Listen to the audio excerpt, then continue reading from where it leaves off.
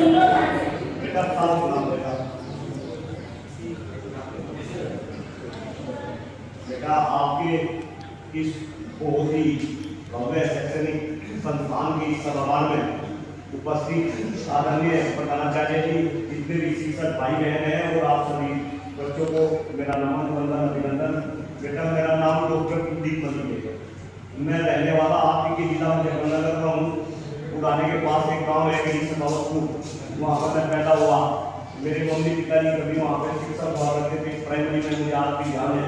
और जब मैं पिताजी की उंगली पकड़ के चलता था, मास्टर जी नमस्ते, मास्टर जी नमस्ते, इतना अच्छा लगता था कि मैं एक शिक्षक का बच्चा हूँ। धीरे धीरे मैं भी आपके तरीके से बड़ा हुआ, पढ़ाई में अच्छा था। 2001 में MA इंजीनियरिंग बोली जोधपुर से मैंने MC किया बेटा। इसके बाद MTech किया, कंप्यूटर साइंस में PhD की। और मेरे बच्चों अभी फिलहाल में ग्रेटर नोएडा के अंदर IPS इंजीनियरिंग कॉलेज है, वहाँ पर प्रोफेसर हूँ। मेरी धर्मपत्नी डॉक्टर प्रियंका मलिक, वो भी अमेरिकी यूनिवर्सिटी में प्रोफेसर है। लेकिन बच्चों बात शुरू यहाँ से होती है कि पिछले लगभग 20 साल से हम 4 मुद्दों को लेकर संघर्ष कर रहे हैं। इस देश की 4 बहुत बड़ी समस्याएं है। और अब मुझे ऐसा लगता है कि भाई हमारा तो जीवन धीरे धीरे 50 के आसपास आगे आने वाले टाइम में आपको इन समस्याओं का क्या करना पड़ेगा, समाधान देना पड़ेगा, इन समस्याओं को हल करना पड़ेगा। क्योंकि मुझे पता आने वाले टाइम में से आप में से कुछ बच्ची आने वाले टाइम में कोई इंदिरा गांधी बनेगी, कोई कल्पना चावला बनेगी, कोई विनीत फोगाट बनेगी। आप में से कोई बच्चा मोदी बनेगा, कोई योगी बनेगा। आप इस देश के भारत भाग्य विधाता है। और बेटा यही कारण है कि मैं आपसे बात कर रहा हूँ। 4 समस्याएं कौन सी है, 1 बाय 1 बात करेंगे। सबसे पहली समस्या है हमारे देश का खराब होता हुआ पर्यावरण। एक बार मेरे साथ बोलेंगे, पहली समस्या है हमारे देश का खराब होता हुआ। दूसरी समस्या है हम सभी का गिरता हुआ स्वास्थ्य। दूसरी समस्या है हम सभी का गिरता हुआ। तीसरी समस्या है इस देश की बद से बदतर होती शिक्षा व्यवस्था। तीसरी समस्या है इस देश की बद से बदतर होती शिक्षा। और चौथी समस्या है इस देश की बढ़ती हुई जनसंख्या। चौथी समस्या है इस देश की बढ़ती हुई। मेरे बच्चों, यहाँ पे मैं केवल पर्यावरण और स्वास्थ्य की बात करूंगा। लास्ट की 2 समस्याओं के ऊपर कभी फिर बात करेंगे। आप बहुत ही गंभीर और बहुत ही सीरियस बच्चे हैं, बहुत ध्यान से मेरी बात को सुनिए। मैं आपसे आपके सामने भाषण नहीं दे रहा बेटा, मैं आपसे संवाद कर रहा। आप मुझे ये बताओ, हमारे शरीर के लिए सबसे महत्वपूर्ण क्या है? शरीर में जो हम लेते हैं सबसे महत्वपूर्ण हवा, हवा के बाद पानी, पानी के बाद भोजन, दूसरे खाद्य पदार्थ। लेकिन बेटा दुर्भाग्य है, हमारा दुर्भाग्य है आपका, आज जिस देश के हम निवासी है, आज हमारे देश में सांस लेने के लिए अच्छी हवा नहीं है, पीने के लिए शुद्ध पानी, खाने के लिए शुद्ध खाद्यान्न नहीं है। और मेरे बच्चों यही कारण है कि आज हम सभी का स्वास्थ्य भी अच्छा नहीं है। पूरे हिंदुस्तान में घूमता खास तौर से बेटा मैं बहुत मेहनत से घूमता, पूरे हिंदुस्तान में घूमता हूँ और खास तौर से युवाओं के बीच में रहता हूँ। हर युवाओं से मैं एक क्वेश्चन करता हूँ, यहाँ पे भी उस क्वेश्चन को कर रहा, आपकी आंखें खुलेगी, कौन ऐसा बच्चा बच्ची मेरे सामने बैठे जो ये कह सके कि हम स्वस्थ है। स्वस्थ का मतलब शारीरिक और मानसिक रूप से स्वस्थ। जांच करूंगा जो बच्चा ये कहे कि मैं स्वस्थ हूँ, जरा एक बार खड़े हो जाओ। कोई भी बच्चा बच्ची अगर ये कहे मैं स्वस्थ हूँ, खड़े हो जाओ, खड़े हो जाओ, खड़े हो जाओ, हाथ ऊपर कर लो। और मेरे बच्चों, ये हाथ केवल आपके संस्थान में ही पूरे हिंदुस्तान का डाटा आपको दे रहा। आज हिंदुस्तान के अंदर 90% बच्चे अस्वस्थ है। 90% हुआ हिंदुस्तान का क्या है? अस्वस्थ है। और मेरे बच्चे, देश के नेता ये कह रहे कि हम इस देश को क्या बना देंगे? विश्व बना देंगे, विकसित बना देंगे, इसे सोने की चिड़िया बना देंगे, इसका डंका बीच में बजा डालेंगे। जिस देश के अंदर 90% युवा स्वस्थ हो, क्या वो देश आगे बढ़ सकेगा बेटा? नहीं बढ़ सकता।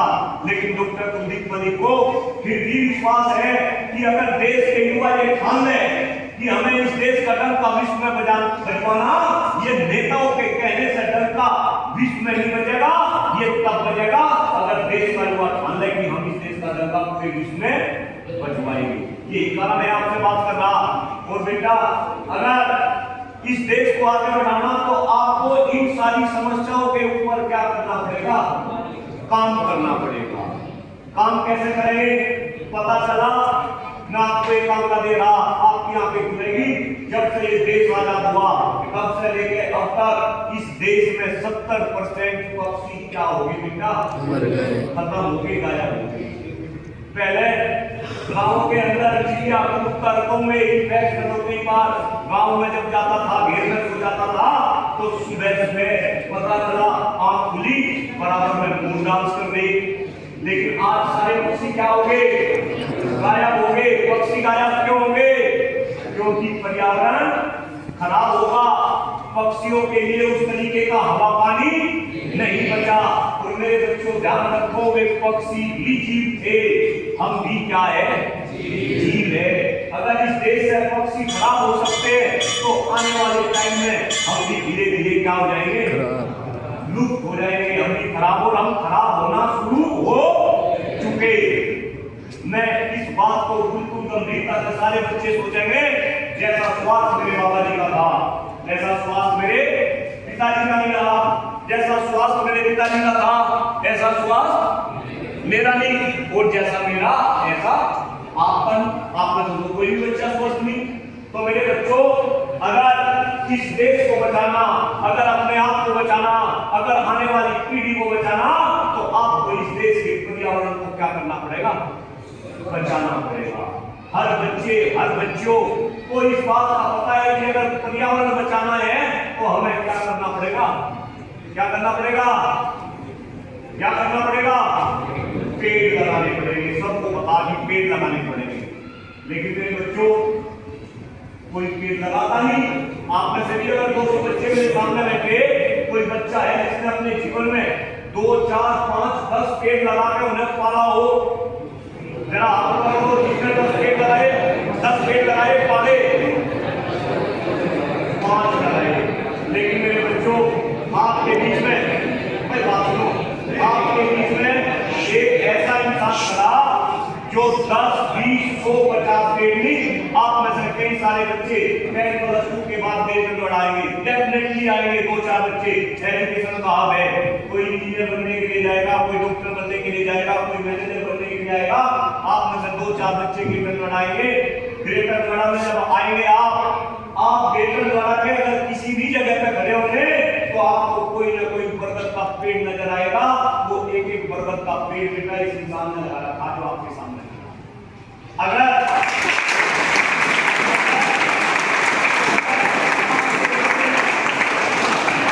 आपके जिले में पैदा हुआ कोई इंसान 150 किलोमीटर दूर इस तरीके का काम कर सकता है, तो क्या हम सब मिलकर ये काम मुजफ्फरनगर में कर सकते हैं? कर सकते हैं ना? आया ना? और बेटा यही कारण है कि मैं आपसे बात कर रहा। सीनियर बच्चों को यहाँ बताया, चूंकि 9 से ऊपर के बच्चे कहीं ना कहीं बात को समझना शुरू कर देते हैं। मैं फिलहाल मुजफ्फरनगर जिले के हर विद्यालय में जा रहा बेटा, बच्चों को मोटिवेट कर रहा। गला में देख रहे होंगे, गला में खराब हो रहा। अब ये 5वां विद्यालय है, सुबह से बोल रहा बेटा, और बच्चे मोटिवेट हो रहे हैं। इससे पहले मैं शामली जिले में घुमा, 110 विद्यालयों में गया बेटा। 110 विद्यालय में बच्चों ने मोटिवेट हो गए। और शामली जिले में 10,000 पेड़ लगा दिए। कितने लगा दिए? 10,000। और शामली जिला तो छोटा सा है, तो मुजफ्फरनगर से निकला। तो क्या मुजफ्फरनगर जिले के बच्चे मेरे इस अभियान में शामिल नहीं हो सकते? हो सकते हैं। आया ना? और मैं आपको एक दावा दे रहा बेटा, पूरे विश्व में प्रति व्यक्ति पेड़ों की संख्या सबसे कम कहाँ है? हिंदुस्तान में है। सबसे टॉप पे कौन सा देश? प्रति व्यक्ति पेड़ सबसे ज्यादा कहाँ? कनाडा के अंदर। किसके अंदर? कनाडा के अंदर। गूगल पे देखना, पेड़ आ रहे। अमेरिका के अंदर एक व्यक्ति के हिस्से में 4000 कुछ पेड़ आ रहे, रशिया के अंदर भी 3000 कुछ आ रहे। लेकिन जब हम अपने देश का डाटा देखेंगे तो आपको पता चलेगा कि एक व्यक्ति के हिस्से में मात्र यहाँ पे 28 पेड़ आ रहे। कितने पेड़ आ रहे? 28। तो कहीं ना कहीं पेड़ों की संख्या बढ़ानी पड़ेगी। पेड़ों की संख्या किसे बढ़ानी पड़ेगी? हमें और आपको बढ़ानी पड़ेगी, पेड़ लगाने पड़ेंगे। और पेड़ भी कौन से पेड़ लगाने पड़ेंगे? असली पेड़। कौन से पेड़? असली। तो मेरे साथ कौन से पेड़? असली पेड़। असली पेड़ कौन से होते हैं? सबसे अच्छा पेड़ कौन सा? नहीं, इसका मतलब ये नहीं मैं मतलब लगा रहा हूं अच्छा है। सबसे अच्छा पेड़ कौन सा? सबसे अच्छा कौन सा? कौन बोला? नहीं सही बोला कोई बच्चा। सबसे अच्छा पेड़ कौन सा? पीपल का।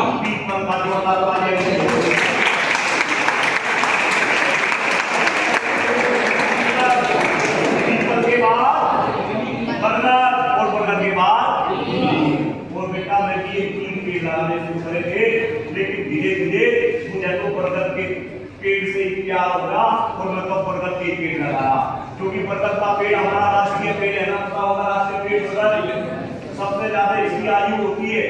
और बेटा इस पेड़ के ऊपर पक्षी बैठते हैं।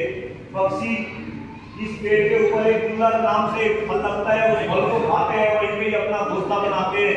20 साल पहले जब मैंने पेड़ लगाने शुरू करे, आज ये पेड़ इतने बड़े बड़े हो गए, एक पेड़ पे कई 300 पक्षी बैठती। तो मुझे तो इस पेड़ को लगाने लगा। आपके विद्यालय में भी एक बरगद का पेड़ मैं लगा के जाऊंगा। जब आप विद्यालय में आएंगे उस पेड़ को देखेंगे, वो पेड़ आपसे चीख के ये बोलेगा कि अगर 150 किलोमीटर से दूर आकर कोई इंसान यहाँ पेड़ लगा सकता है तो हमें भी क्या लगाने पड़ेंगे? पेड़ लगाने पड़ेंगे। समझ आई आपको बात? क्योंकि आप बच्चे एक बात आपसे और पूछ रहा, आपने नाम सुना होगा AQI का। किसका? AQI बोले तो एक अभी पहले वाले स्कूल में बच्चे ने बताया AQI बोले तो ये दुर्भाग्य है हमारे देश का। AQI बोले तो एयर क्वालिटी इंडेक्स। मेरे साथ बोलेंगे AQI बोले तो क्या होता है? AQI हवा की शुद्धता को नापने का एक जरिया। क्या होता है? हमारी हवा कितनी शुद्ध है इससे पता चलेगा, AQI से पता चलेगा। वो AQI हमेशा 50 से नीचे रहना चाहिए। AQI कितना रहना चाहिए? लेकिन बेटा हमारे देश का AQI कभी भी 50 से नीचे नहीं रहेगा। अभी अक्टूबर का महीना रहा, अक्टूबर, नवंबर, दिसंबर, जनवरी, फरवरी में ये AQI 400 के पार चला जाता है। अगर आप बाहर के देशों की बात करो, कई सारे दोस्त मेरे बाहर है, कई बार में भी बाहर जाने का मुझे मौका मिलता है। मेरे बच्चों अमेरिका के अंदर, कनाडा के अंदर, जापान के अंदर कहीं भी AQI 50 से ऊपर नहीं जाता। अगर वहां AQI 50 से ऊपर चला जाता है तो पूरे देश में उस एरिया में इमरजेंसी लग जाती है।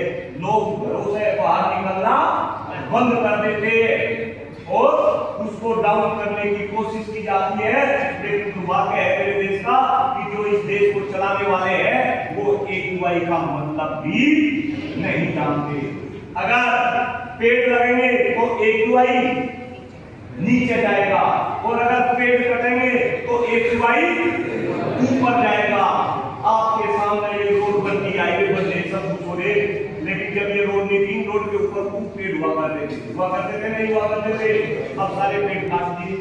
अगर आप डेवलपमेंट करना भी जरूरी है, डेवलपमेंट के साथ साथ कहीं न कहीं पर्यावरण को बचाना भी सबके लिए जरूरी है। बात समझ आई? पर्यावरण बचेगा तो हमारा स्वास्थ्य भी बचेगा और अगर स्वास्थ्य बचेगा तो हम बचेंगे। अदरवाइज मैंने पक्षियों का एग्जाम्पल दिया, आने वाले पहले में पक्षियों की तरीके से हम भी क्या होने लगेंगे? खत्म होने लगेंगे, विलुप्त होने लगेंगे। इसके बाद पर्यावरण की बात हुई, स्वास्थ्य की बात हुई, तीसरी चौथी बात भी करनी थी, लेकिन बेटा आने वाले टाइम में आपको इस शिक्षा व्यवस्था को भी सुधारना पड़ेगा। शिक्षकों का मान बढ़े, सम्मान बढ़े। इस देश में शिक्षक सामाजिक, आर्थिक और राजनीतिक रूप से सशक्त हो। एक ऐसी शिक्षा व्यवस्था हो, गरीब का बच्चा, अमीर का बच्चा एक जगह पढ़े। आपने देखा होगा जिसके पास में पैसे हैं वो बेटा पेपर लीक के पेपर खरीदते हैं 40-40 लाख रुपए में। इस देश में नीट के पेपर बिकते हैं, यानी पैसे वाले लोग फर्जी डॉक्टर बनेंगे, फर्जी इंजीनियर बनेंगे, फर्जी ब्यूरोक्रेट बनेंगे। गरीब का बच्चा गरीब रहेगा, अमीर का बच्चा अमीर होगा। कहीं न कहीं शिक्षा व्यवस्था को भी आपको क्या करना पड़ेगा, सुधारना पड़ेगा। जब आपका समय आएगा तब।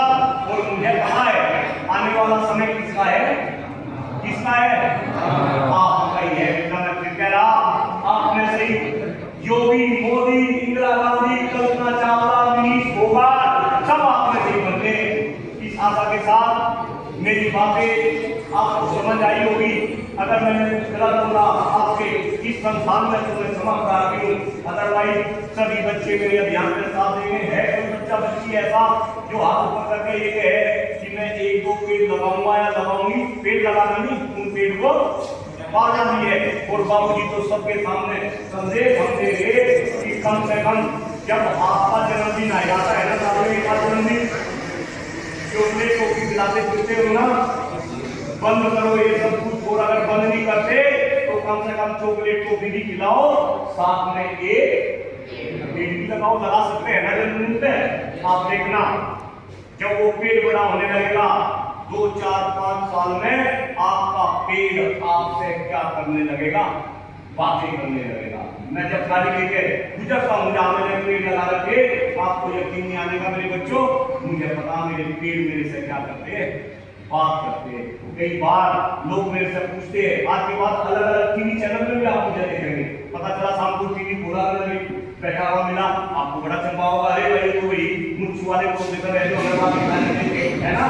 तो बच्चों बेटा, मैं जब चलता हूँ पेड़ अपने पेड़ों के बराबर से, तो मुझे लगता कि मेरे पेड़ मेरे से क्या कर रहे, बात कर रहे। कुछ लोग ये कहते हैं योजना क्यों बोलता है, नेताओं के खिलाफ बोलता है, सरकार के खिलाफ बोलता है, व्यवस्थाओं के खिलाफ बोलता है।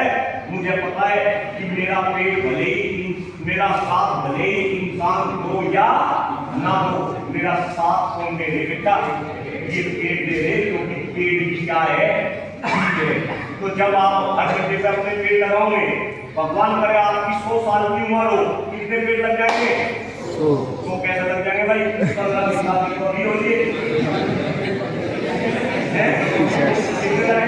अगर 15 साल के है तो 85 पेड़ लगेंगे, है ना। तो बेटा एक बात देखो, अगर हर एक बच्चे में 85 पेड़ अपने जीवन में लगा दिए और उनको पाल दिया, तो एक प्रति व्यक्ति पेड़ों की संख्या क्या हो जाएगी। और बेटा बस इस बात को कहकर अपनी वाणी को विराम दे रहा। मेरे जानने वाले जो बाहर के लोग हैं, जो फ्रेंड है, जब वे हिंदुस्तान में आते तो वे पूछते हैं कि भाई हिंदुस्तान का AQI कितना है। अगर AQI बढ़ा हुआ है तो वे हिंदुस्तान में आना पसंद नहीं करते। आप में से भी कुछ बच्चे जब विदेश में जाकर सेटल हो जाओगे तो फिर हिंदुस्तान का हवा पानी आपको रास नहीं आएगा। तो इस हवा पानी को सुधारना नहीं सुधारना आया ना, पर्यावरण बचाना आया ना, पेड़ लगाना आया ना। तो मेरे साथ पूरे जोश में 2 नारे लगाएंगे। कितने नारे लगाएंगे? पहला नारा है, मैं कहूँगा पेड़ लगाओ, मैं कहूँगा आप कहेंगे जीवन बचाओ, आप कहेंगे जीवन बचाओ, क्योंकि जब पेड़ लगेगा तभी जीवन बचेगा। मैं कहूँगा हम सबने जाना है, आप कहेंगे पृथ्वी को स्वर्ग, जब पृथ्वी स्वर्ग बनेगी तभी संभव हो पाएगा। चलो लाइट बोलो, सारे बच्चे लाइट हाथ की मुट्ठी बंद करो।